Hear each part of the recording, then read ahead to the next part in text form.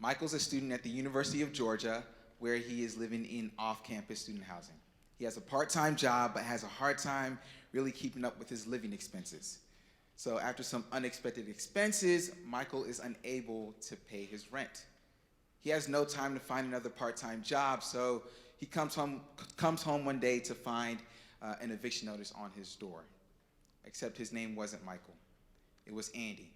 And this picture was taken 1 month right before I was evicted. You see, over 50% of college students ran out of money 3 times in the past year. Elsewhere on campus, you have these college-based businesses. These are companies and departments that rely heavily on the student workforce.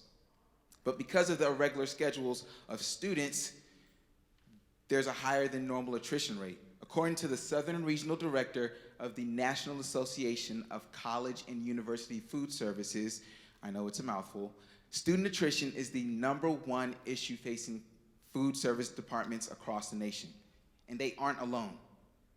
Here we see a total addressable market of over 4,000 universities encompassing 20 million students. And this specific association takes up about 35% of the student population and 13% of the university market. So, because of their non-congruent schedules, students have a hard time maintaining a steady income while finding time to, Netflix and chill, let's be real. The real issue is that in a relatively good job market, these college-based businesses are experiencing a nationwide workforce shortage. This niche market needs a more flexible solution, and that's exactly what UZO is. No, not the Greek alcohol. UZO is an on-demand mobile platform that allows students to pick up short-term gigs during their free time while allowing these university-based businesses to post open shifts to fill the staffing holes. According to a recent Forbes article, we are positioned to begin eradicating this workforce shortage by #1, creating a unique tool for these university businesses. #2, by sourcing from students alone and adding safeguards like skills tests and rating system, we're able to create a new quality of labor standard for temporary staffing. #3, we want to extend our students' learning opportunities by helping them develop soft skill sets like customer service, communication, and collaboration. We're really focused on the student experience because that's what our clients care about. So far in this industry, the status quo is to overhire. And of the companies that can actually help, you have your traditional brick and mortar staffing agencies and a few tech companies, but none that really focus on the college market. Besides companies like UZO and Bellhops, which are more B2C focused, UZO stands alone as a software-based solution for the college market. And our business model is very simple. #1, we will extend the work life cycle, of the students by helping them find that first job after gaining the confidence beforehand and getting that first job, with the average salary of a graduate being $60,000. The average deal size here is $20,000. Secondly, our SaaS solution subscription service will be charged at an average of $500 a month for each entity. So a few students and alumni crossed collegiate borders to bring this product to market and scale, accompanied by 2 key advisors from the Centrix Group, which is one of the nation's leading temporary and permanent staffing agencies, as well as ranked as one of the fastest growing companies back in 2017. This resourceful team has been able to create a stable gig ecosystem at the UGA Center and Conference Hotel with year-to-date sales just over 24,000. But what we're starting to see is the emergence of these student workforce organizations, where we're currently rolling out a SaaS subscription service at the Kennesaw State University.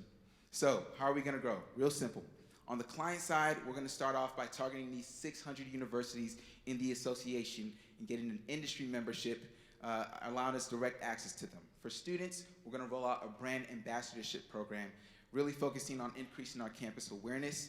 And so we're raising $750,000 in order to create 24 months of Runway, during which we'll convert about 5%, totaling in $15,000 in monthly recurring revenue and $5 million from permanent placing. But this $10,000 will go towards initiating our industry membership, as well as rolling out this small-scale brand ambassadorship program and putting $20,000 back in the pockets of students.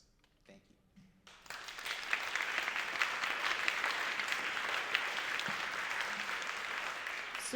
So you're very focused on the campus and for that gap, but do you see at some point in time a pivot to another space?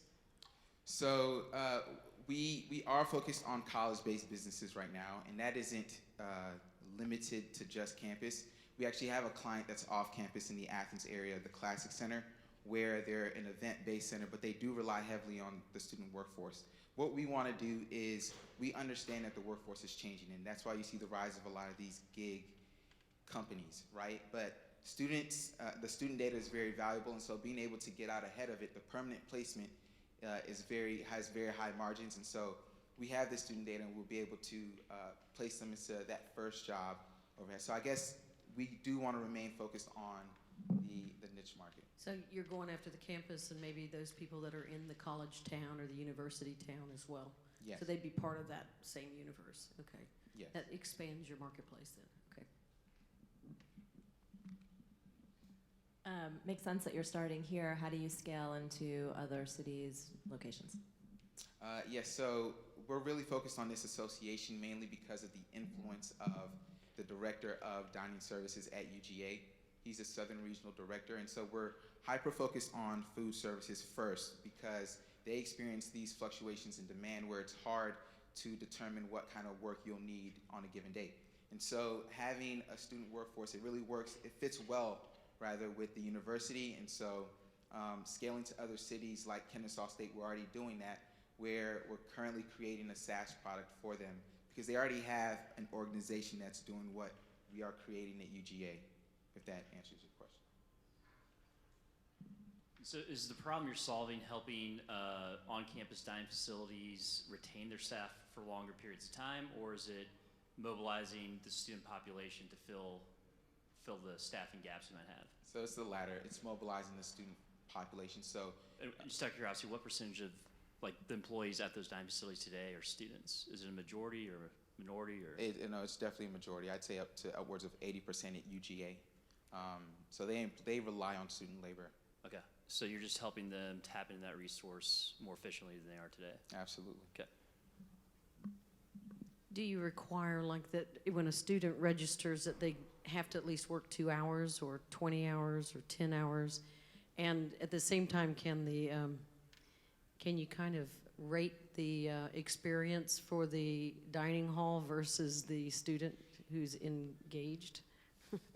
So to your first question, no, there isn't a requirement for students because we do, unless they pick up the job. So the only commitment they have is to the jobs that they pick or the shifts that they pick. Because what we see is that students really value that low commitment. But it really works on a large scale when we have all these availabilities of students. And then, yes, the rating system is being rolled out for both sides. Excellent. Thank you very much. You're welcome.